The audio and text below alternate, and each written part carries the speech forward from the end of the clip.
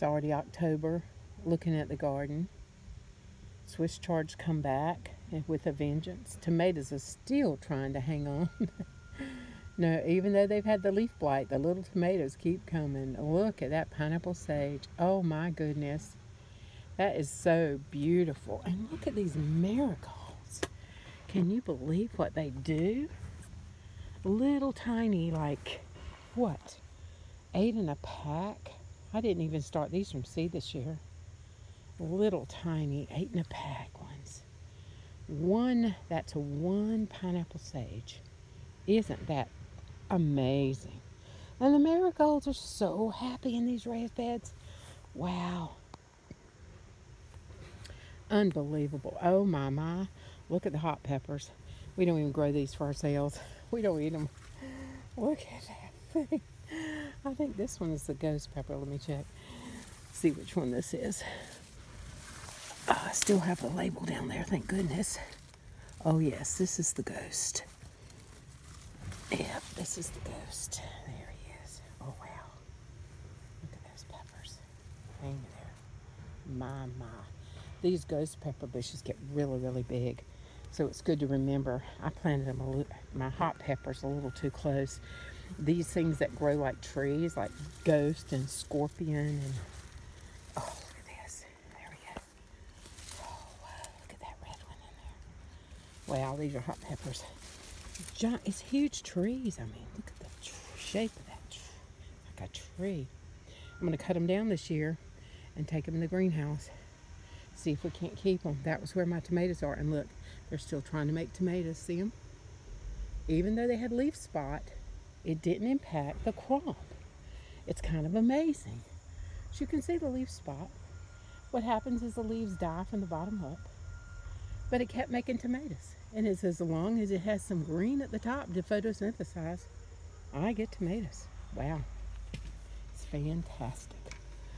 Wow, look at those pepper plants. And then my little serrano over here hanging in here. Look at those beautiful red serranos in there. I'm going to have to, some green ones. I have to have my, oh gosh, look at that. Look at these. Just hang. These are the scorpion, I think. Gosh, wow. They're hot, apparently, my son-in-law says. And I have a few, let me think what that is coming up there. Let's think about it a minute. Coming back. And look at the tomatoes. See the leaf spot? Just kills the leaves. But look at the tomatoes. These are what's left of my beefsteak. They're just still making tomatoes. Look at the size of those trunks. These are not little things. They are monsters. These cattle panels and trimming up your tomatoes. I'll show you the details of that in another video. Boy, that really works. And those are super sweet 100s. Just hanging in there. It's the middle of October. Swiss chards come back with a vengeance. Time to cut some, cook it up, and eat it and come out here and clean up. Isn't it beautiful? It'll come all winter. It really will come all winter. And here's the end of one of the giant big basil plants. I probably should harvest seed. I just got so much seed last year, but I'll get a little more this year.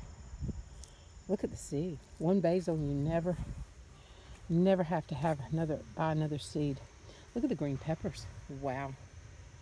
Now, one thing I noticed this year, the green peppers, I planted them behind tomatoes on this trellis, and it seemed like they were hardier and thicker and heavier when they had a little bit of shade. Look at the green peppers.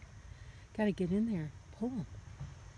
And the kale, I put some more dinosaur kale in the ground, a few more pieces, a few more little starts I had, and they're going to do better. The early dinosaur kale, for some reason, the bugs really like that kale. They don't seem to like the curly kale very much, so I think I'm going to plant curly kale next. Look at this. How many of you recognize this plant? I think I've got 2 or 3 plants here. This is stevia. Isn't it beautiful? So my farm assistant's going to help me this week. We're going to cut it back And I'm going to dehydrate a bunch of these leaves. We're going to net quite a few of these flowers to catch the seeds. And then I'm going to cut it way back and pick it up and put it in pots and see if I can overwinter it. I might leave one here in the ground to see if it comes back. Although I had one in a pot last year, it didn't come back. So, but look at it. It just went crazy this year. And that's my fennel patch. I mainly grow that just for the monarch butterfly caterpillars. We don't eat fennel really. We should. Maybe next year we will. But the monarch butterfly caterpillars are just amazing. And they love it. And here's some potatoes my husband put in the ground. He loves growing potatoes. Sweet potatoes, white potatoes. He just loves growing potatoes. Look at the marigolds. These are just from a handful of plants, folks. Just a hand. I mean, the little tiny starts. You grow your seed in your, and it's the middle. What is today? October the 11th. Believe it or not. And there's my muscadine over there. Oh my. I planted this baby last year. There's 2 of them, which is a lot. And we've got 1 cattle panel right now. Planted this last year. Now it was a vine in a pot, but it was small. And look at it. It is so happy. I've been down here eating these wonderful, luscious, delicious muscadine grapes. And they are so sweet. They are so, look at it. It's just loaded with grapes in a year, folks, in a year. Now, my plan is to use it with my elderberries to make a really nice tonic and juice, and maybe some wine for the older folks. But we're also going to expand this, and I'll videotape that when we do it. We're going to add 2 more cattle panels here. Take up that blueberry. I've got 2 or 3 blueberries here. 4. 1, 2, 5. Ah, great. We're going to move the blueberries on the inside and the outside of the fence out into the food forest down here and make a row. And we're going to expand this grapevine by 2 more cattle panels. So we'll have a nice big grapevine. I'm going in soon. And because we're a nursery, I'm going to take all these interior cuttings. I'm going to let the outside kind of blossom over onto the other cattle panels. I'm going to take all these interior cuttings and start muscadine vines. Why not? Waste not, want not.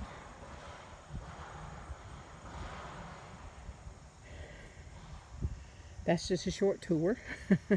And here's a little view. Our food forest starting out there. We're still working on getting it mulched well. We'll have a tour of that at a later date. This is our fenced in, I guess it's a 100 by 60 garden. Still got some things coming in pots. I don't know if they'll have time to make. Really nice 2 fig trees that came back this year. Nice, another nice grape, but not a muscadine. And you can get an idea. This is my cabana, my Anna Stewart greenhouse. The rabbit pen's on the other side. My husband's workshop there.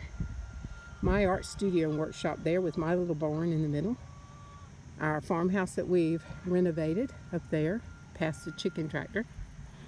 And my husband has an extra little roost. Chickens are his babies. Right now we have them sitting out here in a nice area preparing a patch for pumpkins and some corn. So after they finish cleaning up this spot, we'll move the premier fence over and let them do another equal spot. And next year in the spring, we'll have our little farm store out there where we'll sell garden center items and things for the farm. I'm gonna, you notice we did some panels and we started some things in pots. I was late getting to this year, so we may or may not have any fruit. But it's proven my theory. These squashes and pumpkins and zucchinis, the bugs were just horrific this year on them, planted in the garden. So we didn't get a lot, we got a little. So I put them in pots, and I was going to take care of try the stem method, run them up, so I could really keep them clean, look for bugs easily, spray them with Dawn and Dawn dishwash liquid mixed with water, maybe a little neem oil. There's our little dahlia bed, raspberry beyond that, chicken girls. Golden comets are our favorite. And a quick little view of our figs. I don't know if they're going to have time to turn ripe this year, but they certainly came back with vengeance. Died to the ground, came back in this giant, beautiful bush. And there's one of Jonathan's girls right there, one of his favorites. And there's the more skittish Wyandottes, but they're so pretty. But the golden comets are just the sweet ones. There's his shop. Again, my shop, art studio, gallery, my office. We have rain catchment systems going on. There's some beds where I'm rooting cuttings for the garden center. Today you may hear in the distance, we've got someone here starting to dig our farm pond. It's just down behind the big barn over there, which we haven't renovated yet. And I'm going to sign off for now because I think I'm running out of space to talk about this.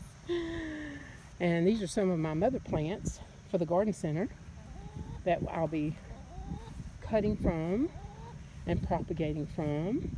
The girls have their own little pen here where I want to have vast amounts of wood chips, and the girls can work it over and then I can use it.